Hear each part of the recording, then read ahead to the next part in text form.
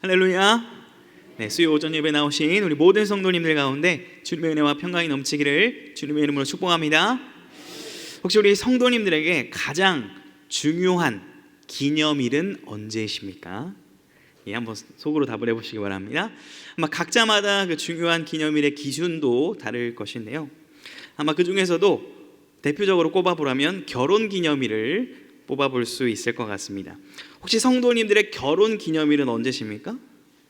예, 모르시면 안 될 것 같은데, 예, 저는 절대로 잊어서는 안 될 것 같은데요, 아직 첫 결혼 기념일을 맞이하기 전인 풋풋한 신혼입니다. 아직 한 번도 결혼 기념일을 맞아보지는 않았습니다. 혹 오늘 부부가 같이 오신 분들은 괜히 며칠인지 물어보시면서 서로 시험에 들지 않으시길 바라겠습니다. 또 다른 질문 한번 드려보도록 하겠습니다. 여러분들은 지혜와 결혼한 날은 언제이십니까? 목사님, 질문 이게 무슨 말이죠? 지혜와 결혼했다니요? 라는 그런 표정이신 것 같은데요. 오늘 우리가 말씀을 함께 살펴본 이후에는 정확하게 몇 날 몇 시에 지혜와 결혼한지는 알 수는 없지만, 우리가 지혜와 결혼한 자임을 깨닫고 그 특권과 은혜를 누리게 되는 우리 모든 성도님들 되시기를 주님의 이름으로 축복합니다.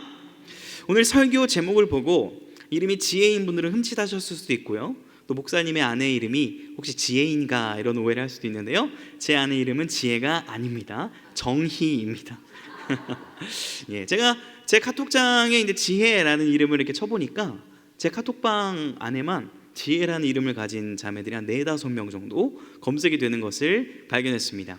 그만큼 좋은 이름이고 아마 많은 분들이 지혜라는 이름을 가지고 계실 것 같은데요, 꼭 그런데요, 크리스찬이 아니더라도 일반 세상 사람들도 마치 오늘 잠언의 4장의 교훈처럼 지혜를 얻으라라는 하나님의 말씀에 하나님을 믿지 않는 사람들도 열심히 순종하는 것 같은 그 지혜를 얻어내려고자 하는 노력들을 우리가 세상 가운데서도 발견할 수가 있습니다.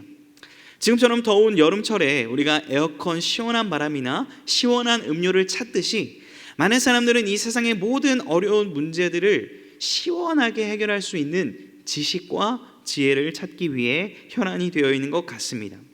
우리 10대 학생들을 보면 어떻습니까? 최소 3개에서 5개의 학원을 다니며 열심히 지식을 쌓아가려고 합니다. 성인들도요, 많은 자기개발서 탐독과 요즘 같은 경우에는 꼭 책이 아니더라도 유튜브를 통해서 많은 지혜 있는 교수님들의 강연이나 권위자들의 강연을 통해서 나의 지식을 개발하고 성공한 삶을 꿈꾸며 찾아 나서는 그런 노력들을 우리가 많이 볼 수 있습니다. 이래도 우리는요, 지혜라는 것이 정말 필요하다는 것을 공감하고 절감하며 살아갑니다. 그런데 여기서 우리가 반드시 짚고 넘어가야 될 부분이 있다면, 세상에서 말하는 지혜와 성경에서 말하는 지혜는 근본적으로 출발점이 다르다라는 것입니다. 세상의 지혜는요, 나의 유익과 성공을 위한 지식과 그 지혜의 기초를 한다면요, 성경이 말하는 지혜는요, 하나님과의 관계, 하나님을 향한 믿음의 기초한 지혜를 말하고 있기 때문입니다. 우리가 이러한 근본적인 차이를 알지 못하거나 인정하지 않는다면 오랜 기간 신앙생활을 하면서도 여전히 우리는 세상의 가치관에 따른 지혜로 살아갈 수 있는 우를 범할 수도 있다는 것을 우리는 경계해야 될 것입니다. 그러므로 오늘 우리는요, 본문에서 지혜가 제일이기 때문에 지혜를 얻으라 라는 말씀에 아멘으로 순종하여서 이 지혜가 과연 무엇일지 함께 고민하고 이 지혜를 붙잡고 이 지혜의 능력을 경험하게 되는 우리 모든 성도님들 되기를 주님의 이름으로 축복합니다. 우리가 오늘 첫 번째로 살펴볼 내용은요, 함께 읽어볼까요? 시작. 지혜의 근원 첫걸음은 여호와 경외입니다 라는 것입니다. 국어사전을 보게 되면 이 지혜에 대해서 이렇게 정의를 합니다. 제가 한번 읽어드리겠습니다. 사물의 이치를 빨리 깨닫고 사물을 정확하게 처리하는 정신적 능력이라고 정의를 합니다. 우리는 보통 탁월하게 어떤 일을 처리하고 감당하는 사람을 보면 지혜롭다, 저 사람 지혜로운 사람이다 이렇게 말을 하고 합니다. 이 정의에 의하면 저는 지혜로운 사람일까요? 지혜롭지 못한 사람일까요? 예. 상당히 반반으로 갈리는 것 같은데, 예, 감사합니다. 예. 아무쪼록 이 정의가 완전히 틀린 정의는 아닙니다. 맞는 말이죠. 그런데 오늘 본문을 잠언을 읽다 보면요, 일상생활에 대한 아주 실질적인 지침들, 잠언에는 실생활에 아주 도움이 되는 많은 지혜의 격언들로 가득 찬 것을 확인을 할 수 있습니다.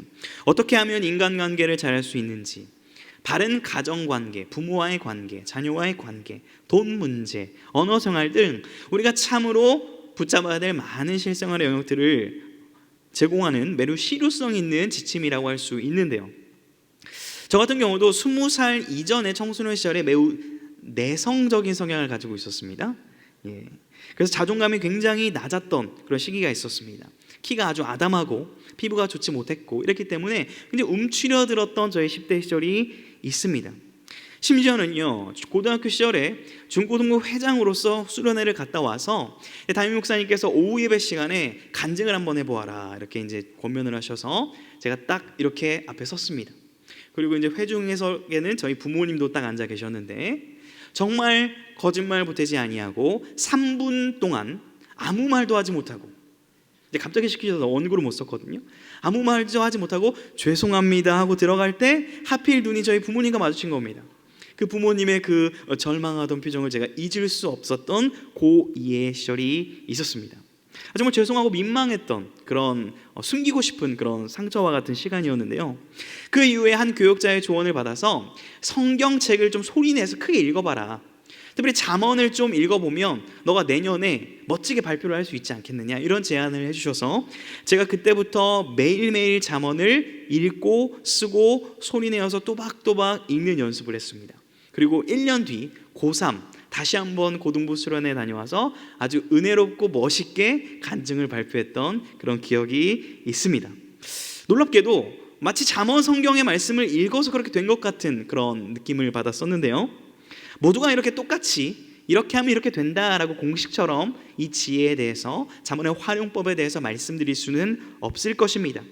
그럼에도 실질적으로 우리에게 도움을 준다라는 것은 명백한 사실입니다.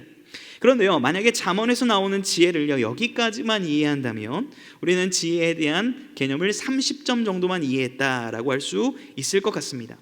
혹 오늘 설교를 듣고 돌아가실 때 이렇게만 기억나신다면요, 김평환 목사가 10대 때 말을 잘못했대라는 것만 기억하고 돌아가신다면 전 설교를 잘못한 것이겠죠. 보통 여기까지만 우리가 생각을 하다 보니까 지혜로운 삶 하면 실질적인 능력, 어떤 효과에 대해서만 우리가 생각을 하는 것 같습니다. 그런데요, 그 결과를 잠언에서는 무섭게 경고합니다.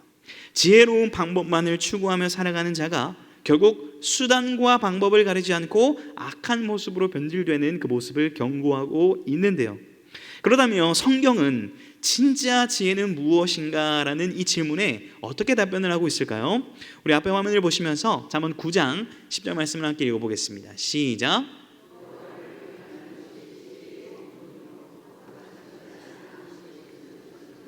아멘. 이 말씀은요, 잠언 전체의 주제 말씀이라고 할 수 있습니다. 우리가 읽은 이 잠언은요 지혜서라고 불립니다. 지혜서에는 여러 가지 성경이 있는데요, 지혜서를 초급과 중급과 고급 단계로 나눌 수 있다면 이렇게 나눠볼 수가 있습니다. 지혜서의 초급 단계는 잠언서고요, 지혜서의 중급서는 뭘까요? 전도서. 지혜서의 고급서는 뭘까요? 욥기라고 할 수 있겠습니다. 그러니까 이 지혜서를 우리가 이해하기 위해서는 지혜서의 첫 걸음이자 초급 단계라고 할 수 있는 잠언을 잘 이해해야만 모든 지혜서를 다 이해할 수 있는데, 그 잠언에서 말하고 있는 핵심 주제와 구절, 바로 지혜의 근본을 무엇이라고 말씀하고 있나요? 여호와 경외라고 말하고 있는 겁니다. 여호와 경외가 바로 지혜의 근본이다라고 말씀하는 거죠. 이 근본이라는 단어의 또 다른 의미는요, 시작점, 첫걸음이라는 의미가 있습니다. 그러므로 지혜의 첫걸음, 지혜의 시작점은 바로 여호와를 경외하는 그곳으로부터 시작된다라고 잠언은 우리에게 가르쳐주고 있는 것입니다. 놀랍게도 이스라엘의 역사, 구약의 역사가 이것을 증명하죠. 그들은 고난의 역사 속에서 나라가 멸망한 이후에, 지금 새벽에도 우리가 에스겔서를 살펴보고 있지만, 남유다가 망하고 난 뒤에 그들은 깨닫게 됩니다. 우리가 하나님을 의지하지 않았기 때문에, 하나님을 경외하지 않았기 때문에 우리가 망한 것이구나라는 것을 깨닫게 되죠. 그리고 그들이 다시 한번 깨닫게 되고 고백하는 것은 이것이죠. 천지를 만드시고 주관하시고 통치하시는 여호와 하나님을 우리가 의지해야 했었구나, 우리가 그 하나님을 경외해야 됐었구나라는 것을 인정하고 깨닫게 된 것입니다. 즉 자기 중심적인 삶을 내려놓고 포기하고 하나님의 주권을 인정하며 하나님을 경외하는 것, 그것이 바로 지혜의 본질이자 근원이자 시작이라는 것입니다. 사랑하는 성도 여러분, 우리도 이스라엘 백성들이 가지고 있던 질문 같은 것을 우리 안에 가지고 있을 때가 있지 않습니까? 하나님, 이 찌는 듯한 더위처럼 내 삶에 왜 이렇게 힘들고 답답한 문제들이 많이 있는 것입니까? 하나님, 이거 언제 해결해 주실 것입니까? 하는 그런 질문들 말입니다. 그러나 사랑하는 성도 여러분, 우리가 믿는 하나님은요, 전능하시고 신실하신 하나님인 줄 믿으시기를 주님의 이름으로 축복합니다. 우리가 이 모든 시간과 모든 고난들을 통하여 우리를 가장 선한 길로 인도하시는 하나님을 신뢰할 수 있기를 축복합니다.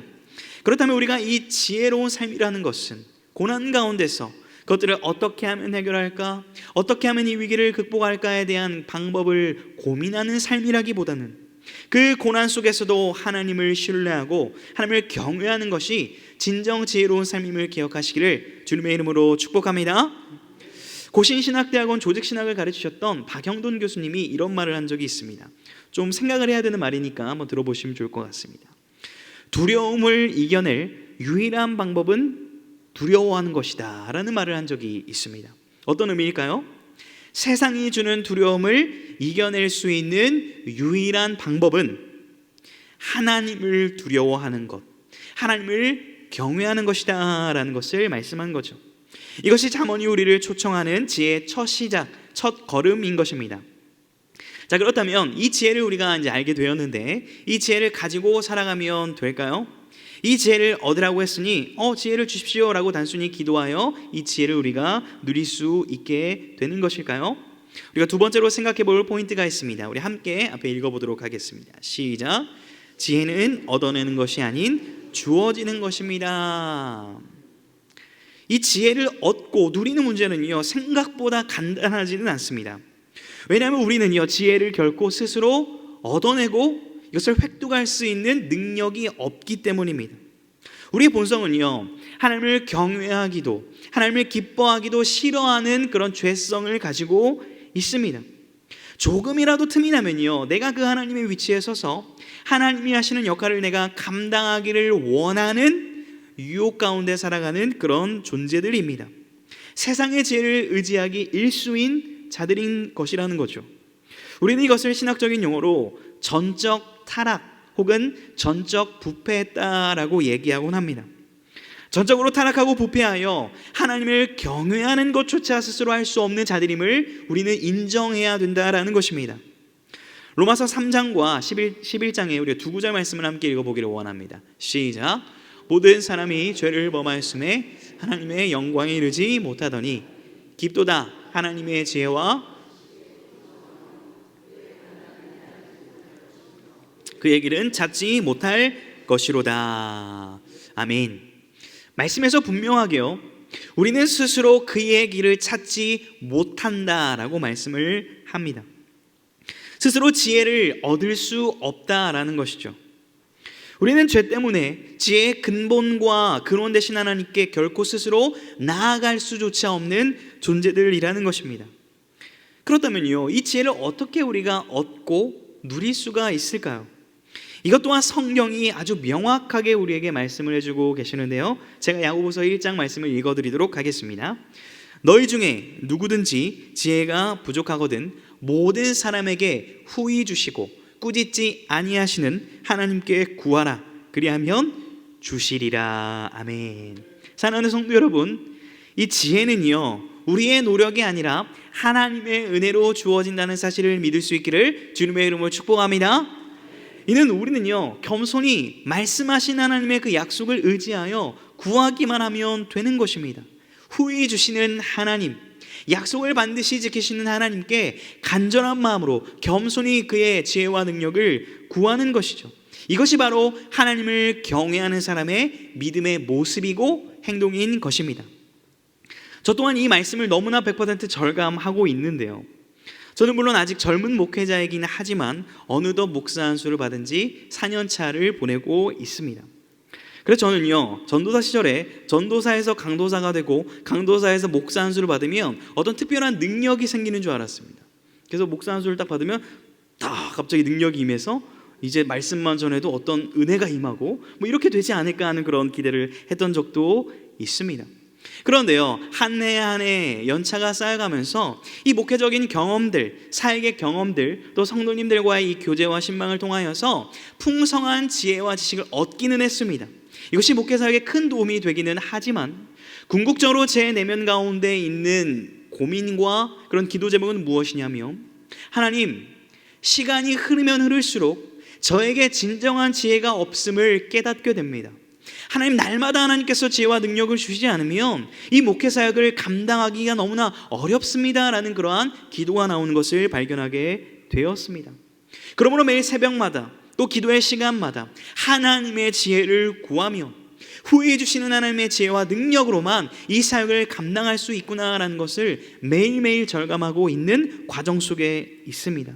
사랑하는 성도 여러분, 우리가 매일마다 나의 경험과 나의 판단과 나의 지혜를 의지하는 것이 아니라 겸손히 하나님의 지혜를 매일 구하며 누릴 수 있기를 주님의 이름으로 축복합니다.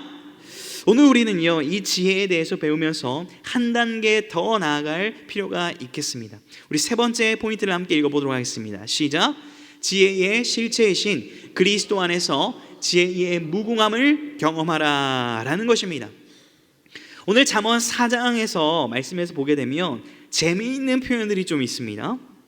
이 지혜라는 단어인데요, 잠언에서 지혜에 대한 표현들을 참 많은 단어로 사용을 하는데 오늘 이 지혜에 사용된 단어는 호크마라는 히브리어 단어입니다.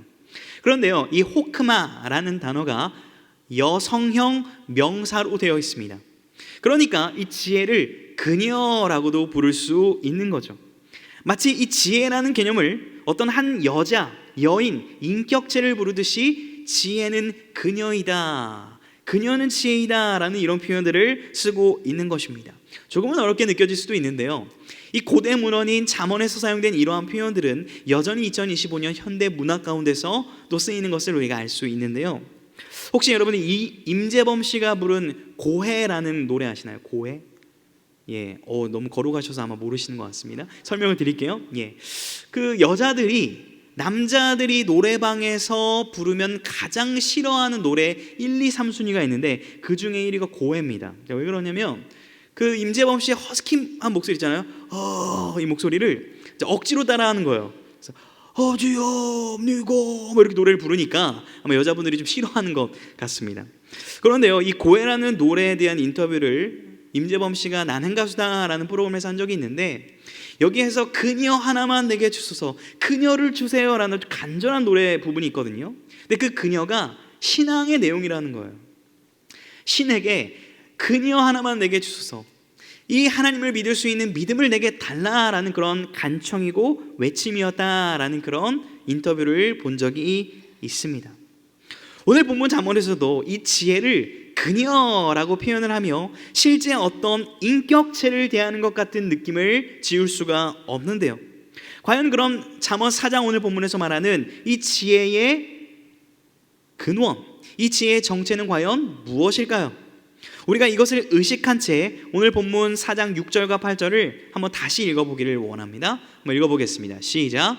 지혜를 버리지 말라. 그가 너를 보호하리라. 그를 사랑하라. 그가 너를 지키리라. 그를 높이라. 그리하면 그가 너를 높이 들리라. 만일 그를 품으면 그가 너를 영화롭게 하리라. 그를 사랑하라. 그가 너를 지키리라. 마치 지혜라는 개념을요, 한 인격체로 표현하며 굉장한 긴밀한 관계를 표현하고 있습니다. 그렇다면 이 지혜는 과연 어떤 존재인가? 우리가 잠언 4장을 함께 본문으로 읽었는데요, 잠언 8장으로 넘겨보게 되면 이 놀라운 말씀이 또 있습니다. 우리 함께 8장 말씀도 읽어보도록 하겠습니다. 시작. 여호와께서 그 조화의 시작 곧 태초에 일하시기 전에 나를 가지셨으며 내가 그 곁에 있어서 창조자가 되어 날마다 그의 기뻐하신 바가 되었으며 항상 그 앞에서 즐거워하였으며. 아멘. 놀랍게도 지혜가 창조죄부터 하나님 곁에 있어서 창조자가 되었다라는 놀라운 표현이 있습니다.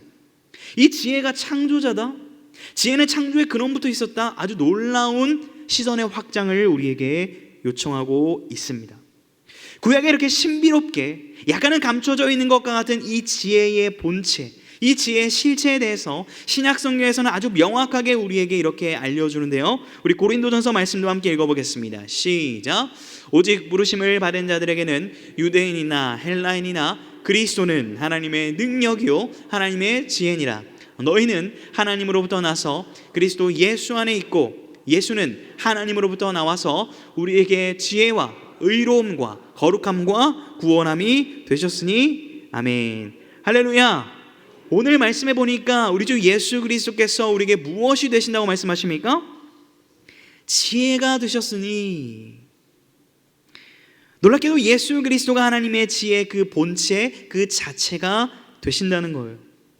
창세기 1장 1절에서부터 여호와 하나님께서 말씀으로 이르시되 빛이 있으라 하시니 빛이 있었던 그 창조의 시간 가운데, 창조의 세계 가운데 우리 주 예수 그리스도께서는 하나님의 말씀으로서 지혜로서 이미 그 창조의 사역의 근원자요 동역자가 되셨다는 말씀입니다. 그런데요, 그 하나님이신 지혜이신 예수 그리스도께서 하나님과 동등된 본체를 취할 것으로 여기지 아니하시고 인간의 육신을 입고 이 땅에 오신 사건, 그래야 주님께서 우리를 위하여 무엇을 하셨습니까? 하나님을 경외할 수 없던 우리들 가운데, 하나님을 스스로 찾을 수도 없던 우리들 가운데 자신을 내어주심으로 말미암아 이제는 하나님의 자녀가 되어 하나님을 경외할 수 있고 하나님의 지혜와 은혜를 누릴 수 있는 삶을 살아갈 수 있는 놀라운 길을 열어주셨음을 믿으시기를 주님의 이름으로 축복합니다. 오늘 설교의 제목으로 표현해보자면요, 우리 주님께서는 우리와 결혼하기를 원하시는 거죠. 우리와 연합하여 우리가 하나 되기를 원하셔서 이 땅에 오셨다라는 것입니다. 자신의 모든 사랑을 부어주셔서 자신의 모든 것을 내어주셔서 우리와 영원히 함께하고 그 사랑 가운데 거하며 지혜와 은혜와 사랑과 능력을 누리는 삶으로 우리를 부르시기 위하여 친히 이 땅에 오셨다라는 것입니다. 사랑하는 성도 여러분, 여러분은 지혜와 결혼하셨습니까? 다른 표현으로는 우리 주 예수 그리스도를 영접하고 주님과 연합하는 자가 되셨습니까? 아멘입니다. 그렇다면요, 우리는 이런 고민을 해볼 필요가 있습니다. 재미있는 드라마나 어떤 우리의 마음을 흔드는 해피엔딩의 연속극이나 드라마를 보면요, 그 결혼을 하기 위한 고난과 역경을 다루고 딱 결혼식으로 마지막 최종화를 마무리하는 것을 볼 수 있습니다. 해피엔딩이라고 부르죠. 그런데요, 다들 아시겠지만 결혼식이 진짜인가요? 결혼을 하고 그 다음부터의 삶이 진짜인가요? 예, 진짜 전쟁은 결혼식 시작 이후죠.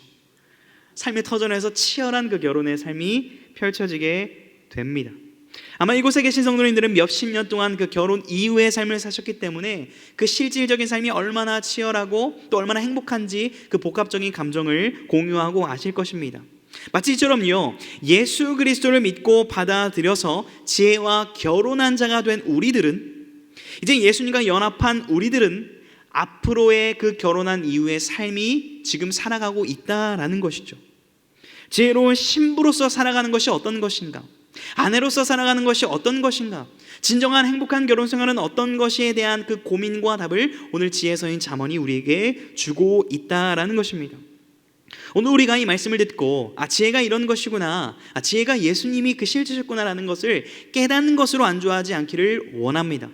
그 지혜를 우리가 붙잡고 그 지혜를 누리는 삶이 될 수 있기를 주님의 이름으로 축복합니다. 그 누리는 삶을 어떻게 살 수 있는가 성경에서 우리에게 소개하는데요, 조금 길 수 있지만 우리 에베소서 5장 말씀을 천천히 같이 읽어보도록 하겠습니다. 시작. 그런즉 너희가 어떻게 행할지를 자세히 주의하여 지혜 없는 자같이 하지 말고 오직 지혜 있는 자같이 하여 세월을 아끼라. 때가 악하니라. 그러므로 어리석은 자가 되지 말고 오직 주의 뜻이 무엇인가 이해하라. 술 취하지 말라. 이는 방탕한 것이니 오직 성령으로 충만함을 받으라. 시와 찬송과 신령한 노래들로 서로 화답하며 너희의 마음으로 주께 노래하며 찬송하며 범사의 우리 주 예수 그리스도의 이름으로 항상 아버지 하나님께 감사하며 그리스도를 경외함으로 피차 복종하라. 아멘. 사랑하는 성도 여러분, 지혜와 결혼한 자, 즉 신랑이신 예수 그리스도와 연합한 자는 어떻게 살아가는 것일까요? 오늘 말씀에 나온 것처럼 주의 뜻을 이해하고 세월을 아끼는 것입니다. 성령 충만함으로 하나님을 찬양하며 하나님께 감사하며 하나님의 말씀에 순종하는 삶입니다. 결국 지혜와 결혼한 자의 모습은 이러한 모습으로 나타나야 한다라는 것입니다. 사랑하는 성도 여러분, 우리는 이러한 말씀을 참 많이 들었고 잘 알고 있습니다. 그런데요, 마치 7, 8월의 더위처럼 여러모로 하나님을 경외하며 살아가기 참 힘든 그런 삶과 세상을 우리가 살아가고 있죠. 그렇기 때문에 다시 한번 오늘 말씀을 통하여 우리가 우리의 지혜의 본체 되시며 우리의 신랑 되신 예수 그리스도만을 더욱 간절하게 바라보는 모든 성도님들이 될 수 있기를 주님의 이름으로 축복합니다. 무더위 속에 생수를 갈망하듯이 지혜의 근원자이신 주님만을 사모하는 우리가 되기를 원합니다. 왜 그렇습니까? 예수님을 통해 우리가 지혜로운 삶을 살 수 있게 되었고, 예수님께서 보내신 또 다른 보혜사 성령님을 통하여 우리가 여전히 하나님의 말씀을 순종할 수 있기 때문입니다. 성령님을 의지하고 예수님을 바라보며 하나님의 말씀에 순종하는 삶, 하나님을 찬양하며 하나님을 경외하는 삶, 이것이 우리가 살아가야 될 유일한 기준과 방향임을 믿으시기를 주님의 이름으로 축복합니다. 비록 이 길이, 이 삶이 때론 힘겹고 어려울지라도 우리가 이러한 삶을 살아낼 수 있는 힘과 능력을 주는 약속의 말씀이 오늘 본문에 기록되어 있는데요, 우리 잠언 4장 8절 9절 말씀을 읽으며 말씀을 마무리하도록 하겠습니다. 우리 함께 읽겠습니다. 시작. 그를 높이라. 그리하면 그가 너를 높이 들리라. 만일 그를 품으면 그가 너를 영화롭게 하리라. 그가 아름다운 관을 내 머리에 두겠고 영화로운 면류관을 내게 주리라 하셨느니라. 아멘. 사랑하는 성도 여러분, 요한계시록 19장에 나타난 어린 양의 혼인잔치에서 사랑하는 주의 신부들이 열심히 그 믿음을 지키고 살아낸 그들을 예수님께서 두 팔 벌려 환영하시며 아름다운 면류관을 씌워주실 그 놀라운 약속의 날을 기대하며 오늘 하루 이 지혜의 삶, 믿음의 삶을 버티며 살아낼 수 있기를 주님의 이름으로 축복합니다.